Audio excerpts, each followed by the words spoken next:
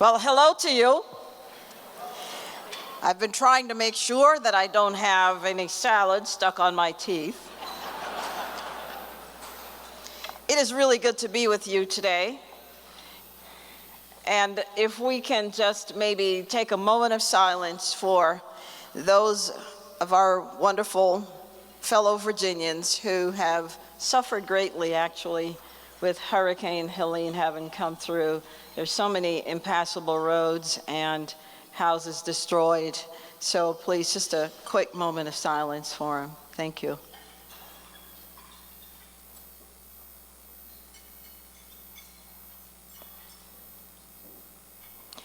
All right. So, again, good to be with you all. And I want to start with a verse. Imagine that. And it's actually a verse from my last campaign, Psalm 133, verse 1. How good and pleasant it is when brothers and sisters live together in peace and harmony. Yes, that verse, that psalm, beautifully encapsulates the strength and the blessing that's found in community and family. When we come together in unity, bound by a shared faith, common purpose, we become more than just individuals. Of course, we become a powerful force for good. This unity is not fleeting. It is not a feeling, but it's a profound gift from God. It is a blessing that propels us to support and uplift one another.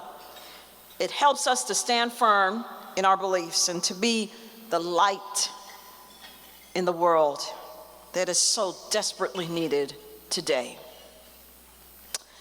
This is what makes each of you who make up the family in the Family Foundation so important.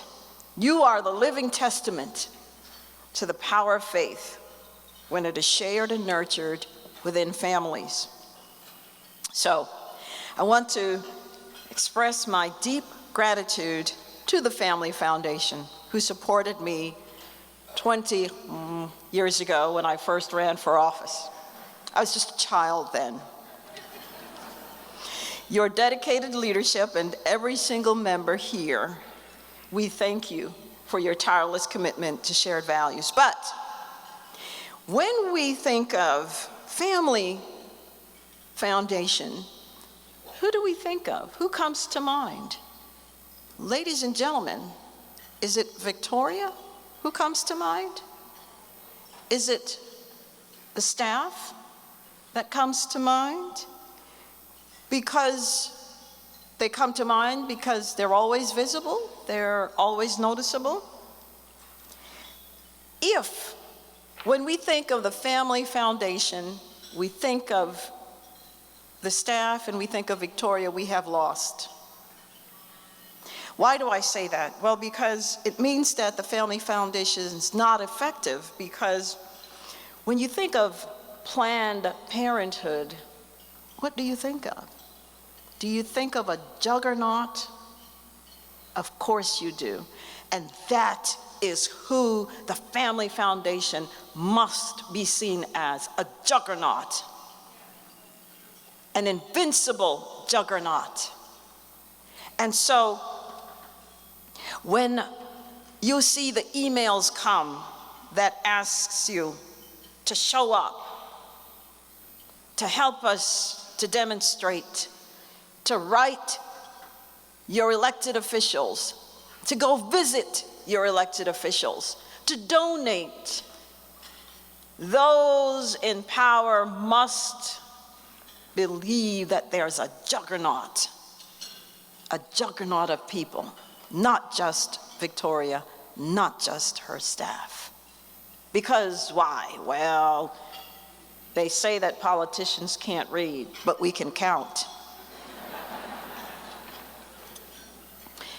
You are the voice for the voiceless, advocating for the sanctity of life and ensuring that Every child conceived is recognized as a precious gift, a precious gift. You champion the cause of parents.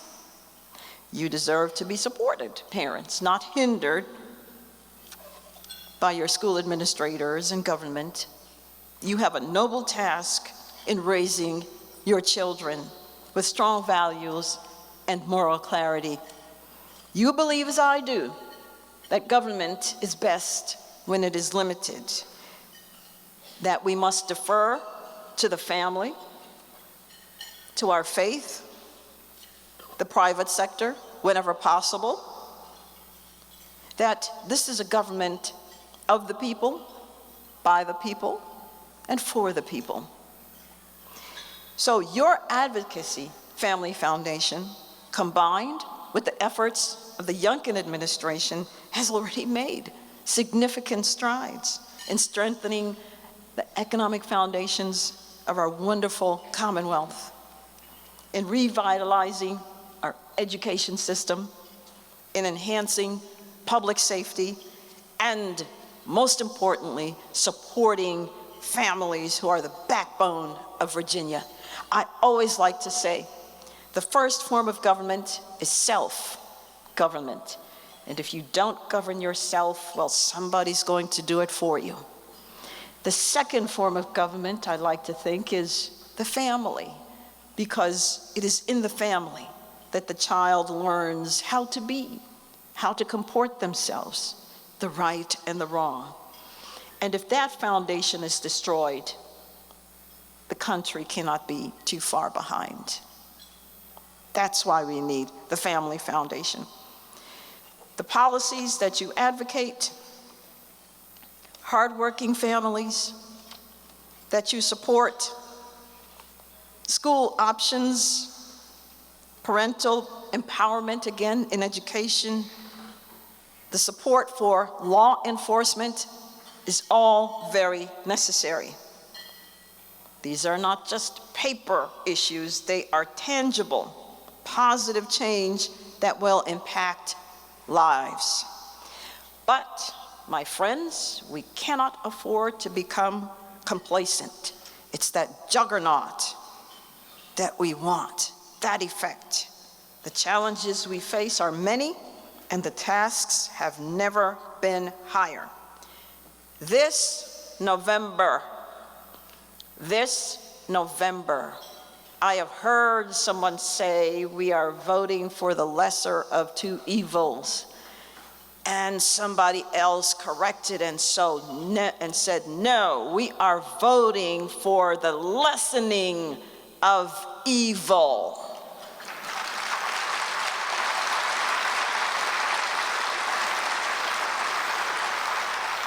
Which of the two will lessen evil?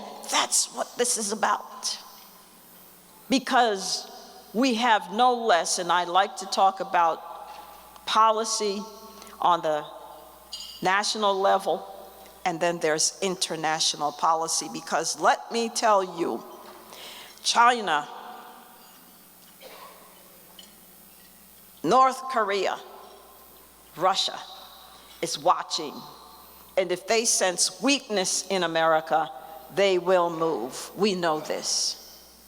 So we must come with renewed vigor to elect leaders who will champion the values that we hold dear. Leaders who understand that our freedoms are not granted by the government, but by the Creator Himself. These are our God-given rights, and the Founding Fathers absolutely knew that, because none other than Benjamin Franklin, when the Constitutional Convention could not come to an agreement, he said to them that they had studied the governments of previous empires, the Greeks, etc., and they found none of them to be lasting. And then they understood, when they read Isaiah 33 and 22, that the Lord is our God, the Lord is our judge, the Lord is our king, the Lord is our lawgiver. And from there, you know we got the three branches of government: legislative, executive, and judicial.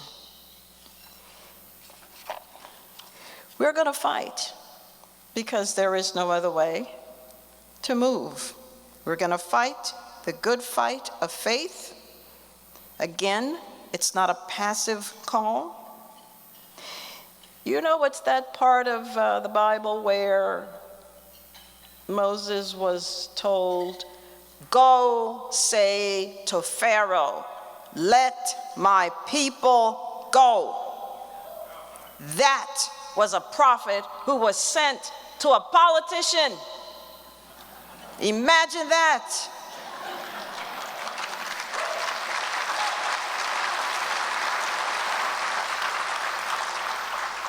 And then we also know that Jesus himself had something to say about this when he was told that the Pharisees came to him and said, "Herod Antipas wants to kill you." And Jesus said to them, "Go tell that fox that I will keep on casting out demons and healing people today and tomorrow, and the third day I will accomplish my purpose." So, how many foxes are you going to tell where to go? Exactly. You're not alone in this fight. I am here with you. I'm standing shoulder to shoulder. I urge you to continue the noble work. You are the stewards of this movement, and it is your continued dedication that will carry us forward. So, let us go forth with faith, with courage, and with unity. Let us continue to be the light that shines in the darkness. Let us make the darkness tremble.